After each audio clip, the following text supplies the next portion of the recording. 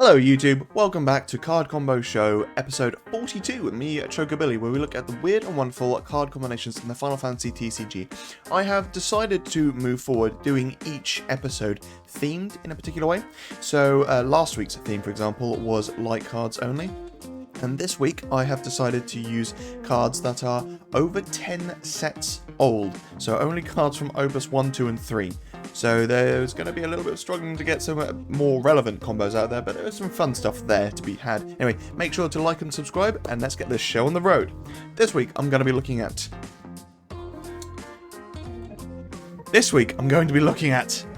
Exdeath from Opus 3, Cid Pollendina from Opus 2, Rubicante from Opus 2, Ceodore from Opus 3, and Terra from Opus 1. Okay, so starting off with Exdeath. He has a 5-cost 9k with the text, when Exdeath attacks, all characters your opponent controls lose their jobs until the end of the turn. And then he has the Grand Cross S ability, which requires an S and 7 lightning to be paid, and remove all characters on the field other than Exdeath and all cards in the break zone from the game. So he is a complete board wipe minus himself. He is like the most final and substantial board wipe there is in the game. Now you are in total paying 9 CP to get rid of literally everything, including both you and your opponent's break zones. So that's pretty crazy. Yeah, I mean, he gets to stay himself. It's also good that he can do it on your opponent's turn as well. So it could be a case that you're willing to... I mean, it doesn't even matter if your opponent were to attack and then block with things, because regardless if it's in the break zone, whatever, it's removed from the game. So, let's focus more on his attack ability first. So all the forwards your opponent controls lose their jobs, so it's good against things like Gullwings or Knights or standard units, but it's kind of it's a bit of a weird one because it's kind of a control effect, something you might expect to see in water or ice. So teaming him up with some of the ice water cards would make sense. So something like Cid Randall. So obviously Exdeath only comes into play, or sorry, his effect only matters when he attacks. So as standard, when he's just sat there, not much is really happening. So having something like Cid Randall would mean that if a forward enters and it has an entry ability due to a job, so something like Beatrix for example, Cid Randall will stop that from happening, and then Exdeath can attack as well, also getting rid of any potential buffs or abilities from jobs as well. Then you got something like Melted Gemini. So it's a standard, just nothing can gain buffs. Exdeath's pretty big anyway, so it doesn't matter too much. But it means that, again, if you were to have something like standard units or knights where they would gain buffs, then Melted Gemini stops that from happening, and then Exdeath can attack and get rid of any static abilities as well, so maybe protection from summons or the like. So these two would be very nice against a monk deck, which is, doing the rounds quite a bit at the moment with the likes of Sarah and the other water earth one, Sarah and what's her name? I played against her yesterday. I've forgotten her name. Yeah, that card. I'll edit it into the video. So Delusory at Warlock and Glauca. So Delusory Warlock, as well as being able to search a mannequin of a different element, he actually can reduce the cost of your Exdeath, and that combined with Glauca can actually mean that your Exdeath will cost less. Now what's good about Delusory Warlock is that you can have multiple of them on the field. Now you probably want them to be searching something, but you could be in a primarily mono lightning deck and then just have a couple of off-color mannequins, just so that you actually have something to search and you can still use them for discard fodder if you so want. But yeah, you could have a couple of Delusory Warlocks on the field and Glauca, which would mean that Exdeath would actually only cost you 2 CP, which is not too bad. And if you're planning to play Exdeath to then immediately Grand Cross, then getting Exdeath's cost down is probably a good way to go about it.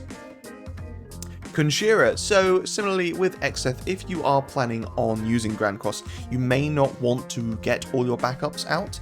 I mean, there is the case to be made that you're going to need all your backups out to actually get the ability off, because you require a lot of CP to do it. But if you have, say, 3 backups and you've got enough cards in hand and Exdeath's on the field, then you should be able to do it. But ultimately, having Conshira obviously is a nice way to be able to make the most of having fewer backups. Sildra, so obviously it's a water card, so not a mono lightning deck theme here, but it's still, like, the good thing with water is that it can draw you a lot of cards, and it can draw you a lot of lightning cards, which you can put towards using Grand Cross. And the good thing about Ceodore is that it searches you 2 water characters, 2 category 5 characters, or 1 of each. Now here you could search 2 category 5 characters. One could be the another Exdeath for the S fodder, and then it could be, I mean, there's plenty of 5 characters that are in lightning. I mean, aside from all the standard units, you've got stuff like NUO and Gilgamesh as well. Lightning. So when lightning enters the field, choose up to 2 forwards your opponent controls or forwards in your break zone, remove them from the game. So it's not really, doesn't really matter that she's removing forwards from your opponent's field, because if you're going to Grand Cross, that's going to happen regardless. But what you can do is use lightning to remove 2 cards from your break zone. So that means that when lightning does leave the field due to Grand Cross, those cards actually come back to hand, sort of refunding you part of the cost of Grand Cross. And then Kadaj. So as I said earlier, you can use Exdeath on your opponent's turn as well. So Kadaj could actually have removed himself from the game in your opponent's turn, and then you use Exdeath when they go to end their turn or whatever. You can use Exdeath Grand Cross, just wipe the field, and then at the end of your opponent's turn, Kadaj will come in. Now, he could give Exdeath Brave if he wanted. He could remove 2 of your opponent's cards, but, you know, there is nothing there, so he can't remove anything from the break zone. But yeah, at least that means that on your turn, you're actually starting with Exdeath and Kadaj ready to attack. Okie dokie, Ceodore. So, Ceodore is a 4 CP 8k water forward who got quite a bit of play back in Opus 3, and I think he's a really good card. Maybe a bit more viable now as well, because there's a lot of cards that like to play lots of other cards out there. I mean, that's always really been a thing in water, but more so now. So, when one of your water characters other than Ceodore enters the field, choose 1 forward you control. Select one of the following. It gains plus 1000 power till the end of the turn, it gains first strike till the end of the turn, or it gains brave until the end of the turn. So that's good because obviously it's a character enters the field. It has to be water, but it can be a character. So monster, backup, or forward, it's good. So something like Realm. Realm, if she were to come into the field and then bring in 2 water monsters as well, that means you could effectively give Ceodore, if you wanted, first strike, brave, and plus 1000 just from playing Realm, which is pretty good. Not to mention the effects that you might get off of the monsters as well. But it doesn't have to be, you know, just Ceodore. You could have other forwards on your field as well and give, like, I don't know, say you've got 3 forwards ready to attack, you could give them all brave, all first strike if you wanted. Beatrix as well, not only does she come into the field and give plus 2000, sorry, to all the forwards you control, but you can also make it so that your knights cost less, which means that you can play more of them and gain more Ceodore effects as well. Being able to make Ceodore plus 10k is really good, and then Beatrix enters. You could then use Ceodore's ability to give himself first strike if you wanted, so then he's a 10k first striker, which is pretty good. Layla and Viking. So playing Layla into Viking, obviously you'd get 2 procs. So you could get, I don't know, Ceodore plus 1000 and first strike or brave or whatever, but you could use the newer Viking as well, so that you could actually search more and get another Viking onto the field, so you'd get 3 procs of Ceodore. Now I have had a Viking deck recently where I use every single Viking there is available, and you could technically go Layla into Viking, into Viking, into Viking, into another Viking. So you could, by playing Layla and getting very lucky with your Vikings, actually get 5 forwards onto the field, which means that you could make, if you've got Ceodore and another forward on the field, you could give them plus lots of power and first strike and brave and whatever you wanted. Strago. So there's, like I said before, water has so many ways of playing lots of forwards onto the field. You've got things like Dusk and Strago, and you've got the Lightning Water Oriange as well, which can play a monster, but I decided to go for Strago in this instance rather than something like Dusk, just because Strago can play something a bit more substantial as well. He can play something quite big. But yeah, Strago coming in and playing something, hopefully it'll be another water forward that he's playing, which means that Ceodore would get 2 procs as well. Kadaj. Obviously, all the cards I've shown so far are really good at bringing in more forwards or kind of synergize on that, and Ceodore synergizes on that as well. So having both Ceodore and Kadaj on the field, when you do something like I play Layla into Viking, into Viking, into Viking, into Viking, you could use Kadaj's ability then to be able to remove power from your opponent's forwards as well. Now obviously Kadaj is only when a forward other than Kadaj enters your field, so you need to be careful of that. It's not like you can play Realm into 2 monsters and then Kadaj would gain 3 counters, he would only gain the 1. Tidus. So he's a back attack board, and you can only use CP, or you can only pay with CP produced by water backups to play Tidus from your hand onto the field. When Tidus enters the field, select one of the 2 following actions: activate all the water forwards, So that does include your opponent's water forwards as well, so be careful. Or choose one water forward, it gains plus 2000 power till the end of the turn. So you could actually play Tidus onto the field as a back attack when your opponent attacks something, and with Ceodore there, Tidus could become potentially a 10k blocker, or you could become a 9k blocker with First Strike, or, you know, you could make Ceodore a 10k and a First Strike as well. There's lots of different plays, but yeah, makes Tidus a bit more viable. Chime. So yeah, obviously with the advent of multicolor, it means that Ceodore becomes a little bit better, because now you can have like fire effects or ice effects, but you're still playing a water forward as well. So being able to play Chime onto the field, and you can choose 2 forwards your opponent controls, return the first forward to its owner's hand, and dull and freeze the other. So you are bouncing one, dull and freezing something, and Ceodore then gets to proc something as well, and he could potentially give himself Brave if you wanted. Now that's really good, because obviously you're dulling freezing something, which means you're slowing down your opponent's field, but then giving Ceodore Brave, which means you're not speeding up your field, but you're kind of keeping more of your forwards active, which means that your opponent is being pushed even more further backwards. And Sarah Mobius, funnily enough. So again, she's a water forward, so she still counts, but when she comes into the field, choose one forward you control and one forward your opponent controls. Each forward deals damage equal to its power to the other. Now obviously you could use Ceodore's plus 1000 as well, so maybe you wanted to deal Ceodore and another 8k forward your opponent controls damage. You could then use Ceodore's ability to make him a 9k, meaning that he would survive the damage. And Faris, I mentioned knights and I mentioned monks, and here's the warriors of light. Obviously Faris can make it so that you deal damage whenever you play a warrior of light onto the field. It can also reduce the cost of the warriors of light as well, and there's a lot of good warriors of light in water, as I mentioned earlier, Dusk, and not to mention Raffia, and there's a few others I can't remember their name of now, but still being able to do that is a good way to be able to get more buffs or first strikes on the forwards you control as well. Okay, Rubicante. So here's a 4CP 9k with the text, when Rubicante attacks, activate all the forwards your opponent controls. And then there's the S barrier shift, which is S and 1 fire, name 1 element. Rubicante cannot be chosen by summons or abilities of the named element this turn. So a really good S ability to be able to avoid and mitigate any damage with summons. But obviously the drawback is when he attacks, you have to activate all your opponent's forwards, which is fine if your opponent has no forwards, but you can use it to your advantage even if your opponent does have a fair few forwards. Ramuh. So here's a 5CP summon, EX burst, but choose one active forward, break it. It's just a nice easy way to be able to attack, activate your opponent's forwards, and then you can cast Ramuh. It doesn't have to be just Ramuh, there's plenty of other ways you could just break an active forward, but Ramuh is the first one that came to hand, and it's just choose an active forward, break it. Nice and simple. So, Kadaj from Opus 1, a much maligned card because both of his abilities are pretty crap.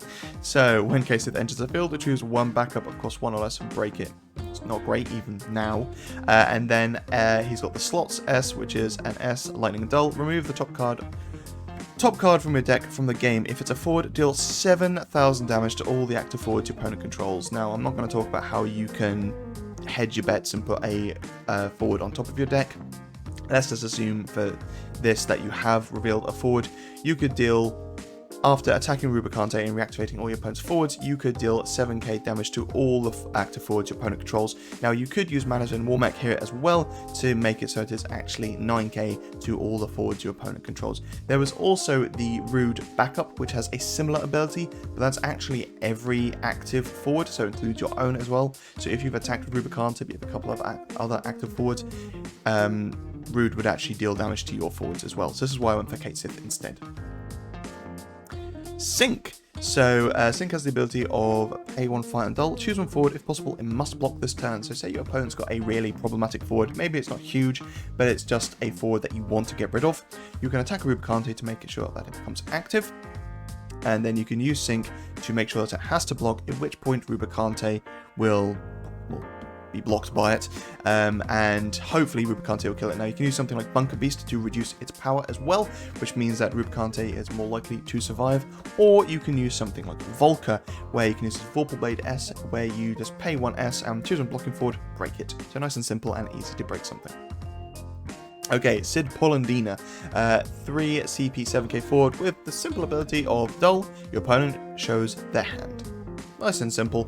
Unfortunately, it's not the most played card because it requires a dull, and having to pay 3 CP for a forward, which you have to dull to get the effect, isn't great. Most monsters that you play for 3 CP tend to have fairly passive effects, so stuff like Scaletoad, for example. So paying 3 for something which you then have to dull for an effect isn't fantastic. But there are ways to kind of make it a bit better. So something like Cid Haze. Now obviously if you're running a Cid Haze, you're probably in an engineer deck, and if you're in an engineer deck, then you'll probably rather have the other Cid Pollendina backup, which is an EX Burst Searcher for a forward engineer. But still, you maybe want to change it up a bit.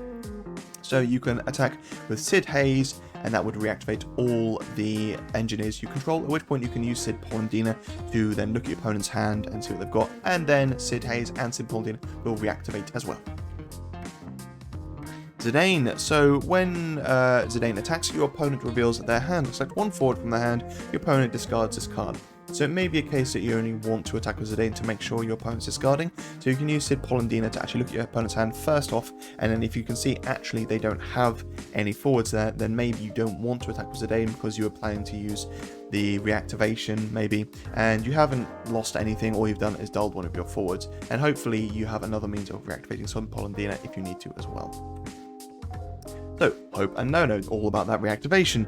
So, when a dull character you control becomes active due to your summons or abilities, choose up to 2 characters you control, activate them. This effect will only trigger once per turn. So, obviously, you can use, you can attack with, I don't know, Cid Pollendina, at which point you would use No to reactivate a backup. If you've got Hope on the field, that can then reactivate more dull characters, including Cid Pollendina, which you could then dull to look at your opponent's hand as well. And you don't even have to have attacked with Cid Pollendina, just attack with anything with No on the field to then use Cid Pollendina's ability just to, every turn, get a look at your opponent's hand. And at that point, your opponent starts basically playing open hand, and you'd be surprised at how much that can screw with your opponent's plays if you constantly know what they have in their hand.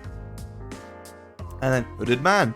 When Hooded Man enters the field, choose one category 4 forward other than Hooded Man in your break zone, add to your hand, and then at the end of each of your turns, activate all the 4 forwards you control. So it means that you can, every turn on your opponent's turn, actually use Cid Pollendina to look at your opponent's hand to make sure there aren't any nasties hidden away in there. And Rydia, same as well. So you can make it so Cid Pollendina is actually a 8k forward with Brave, and you can attack with him and then use his ability on the stack to look and see what your opponent has. Or you don't have to use it when he attacks, you could just attack with him if you're happy to get opponent damage through. And then on your opponent's turn, then dull him to see what they've got. Finally, Terra. So she is a 4 CP 7k forward with the text, when Terra enters the field, choose up to 2 dull forwards your opponent controls, deal them 4000 damage. Pay 1 ice, choose 1 dull forward, deal it 1000 damage, and then finally Magic Charge S. Terra gains if Terra deals damage to a forward, double the damage until the end of the turn. So the S is actually pretty good because doubling damage will always be good. And it means that if you pay 1 ice, choose 1 dull forward, it will deal it 2000 instead, which is good. And obviously she will deal 8k to 2 dull forwards when she enters as well if you want to, but that does effectively mean at that point she is a 6 CP forward and she still is only a 7k, but there's good ways to make it a little bit better. So you can use something like Manasvin Warmech, so she would actually increase the damage she would deal by 2000 instead, so you could pay 1 ice and that would become 3000, and then you could use her Magic Charge S, which then means that she would be dealing 6000 for 1 ice every turn. Now obviously you will have to pay a fire and use the S as well, but that's still only 3 CP, and then if you're using 3 CP and then 2 ice, that means you've dealt 12,000 to 1 dull forward, which isn't the worst thing in the world. Obviously, Manasvin also increases the damage she would deal when she enters as well, so that would become 6k, and then again using the Magic Charge, that would then become 12k to 2 dull forwards your opponent controls. Shantoto. Now this isn't the best, but if Shantoto is dull, you can actually target her using Terra, so it means that you could then ping 1000 around the board instead, and it's like an alternative to Dancer backup or Penello even, but you can pay as many ice as you want to make sure to ping as much as you want around your opponent's board, and if it finishes something off using Shantoto's ability, it then means that that would actually be removed from the game. So if you had dealt 7k to a forward your opponent controls but it hadn't died yet, you could then use Terra with Shantoto to then make sure it is broken and then removed from the game. Azul, so the old Dadaluma combo. When Azul is dealt damage, choose 1 forward opponent controls, deal 1000 damage at damage 3. when he's dealt damage, deal something 2k damage, and then when damage 5, when he takes damage, deal something 3k. So if you're at damage 5, you can actually just pay 2 ice when Azul is dull to deal 2,000 damage to him, or 2 separate instances of 1,000 damage, at which point you trigger all of his abilities twice, which is pretty good. Gilgamesh. So I chose Gilgamesh over some of the backups that can break a damage forward, but ultimately you can pay 3 lightning and 2 colors, choose one damage forward, break it. The reason I chose Gilgamesh instead of the forwards or something like Orlando, which breaks something when he enters, is because you can reuse Gilgamesh's ability quite a bit. Now obviously it's fairly costly, but to be able to pay what is effectively 6 CP, and you do have to have an ice in there because you're using Terra's ability, and you have to make sure you've got lightning in there as well. But still, if you're paying 6 CP to just choose a forward, break it, that's actually pretty good. Now again, you have to make sure that the forward is dull because Terra has to be able to hit it. But still, being able to choose a forward or dull forward and just pay 6 and break it, and if you really wanted to do it multiple times in the same turn, that's not the worst thing in the world. One thing of note though is the fact that whilst you are technically only paying 6 CP, the 1 CP you pay from Terra, if you had to overpay by discarding, that overpayment can't bleed into Gilgamesh's payment. So it's not like you could use 1 CP for Terra, 1 CP for Gilgamesh, and then also discard more cards for that. So if you had to discard for Terra and Gilgamesh's ability entirely from hand, that's actually gonna be what? There's the 2, 4, or 1 card for Terra, and then there would be 3 cards for Gilgamesh. So you'd really be discarding 8 CP, which is a lot. But sometimes needs must, and ultimately Lightning does have a lot of cards as well, which can dull your opponent's forwards as well, so it does work nicely alongside something like Terra. Rauban. So when Rauban enters the field, choose 1 forward you control and 1 forward your opponent controls. The first one deals the second damage equal to its power. So obviously you can play Rauban targeting Terra and forward your opponent controls. You can then use Magic Charge S to make it so that Terra will double the damage she deals, at which point she will then deal 14k to forward your opponent controls. And a similar sort of thing with Laswell as well. So when a fire ice forward you control attacks, so choose 1 forward your opponent controls, deal it 3,000 damage. Now this is pretty good because you can attack with Terra using her Magic Charge S, so she would actually deal 6k to a forward your opponent controls, and then you can pay 1 ice and then she will deal 2k further to a forward your opponent controls, which is 8k, which for discarding and paying the S, discarding for the S and then paying the 1 ice for payment ability is actually not too bad to be able to deal 8k to something. And the fact that Laswell also can target, or Laswell affects all fire and ice characters as well, forwards even, sorry, I'll get there in the end, it means that you can technically party attack with Terra and something else to make it 3k and then maybe 6k with Terra, which is a total of 9k as well, so that's pretty good. Cool, there we are folks, I hope you enjoyed this week's combos. We are over 200 subscribers, so thank you so much. It really means a lot to me. The fact that I've got to over 200 is astonishing to me. But we must keep going. There ain't no getting off this train we're on, to quote Barrett. So what I'm going to say is I want to get to 250 subscribers. I'm at 250 subscribers, I will hold a competition. I will do a little quiz. There will be a total of 30 questions, and there will be 15 questions on the Final Fantasy TCG and 15 questions on the Final Fantasy video games. And I'll probably do 1 question for each mainline game, 1 through to 15. And what I will do is we will, I'll post a video and then you guys answer the questions in the comments. Now, obviously there is, people can just read the comments and get the answers, but hopefully there'll be enough differing answers, because some people will ultimately get some answers wrong, that it won't be so easy for people to copy answers. But for the winner, and obviously there probably will be a tie, and for a tiebreaker I'll just have to do a random generator to find out who wins, but the winner will win 3 packs of Opus 13 cards, which I think is a pretty good reward. Anyway, thank you ever so much for watching, guys. Make sure to stay safe out there, and I'll see you guys in the next video.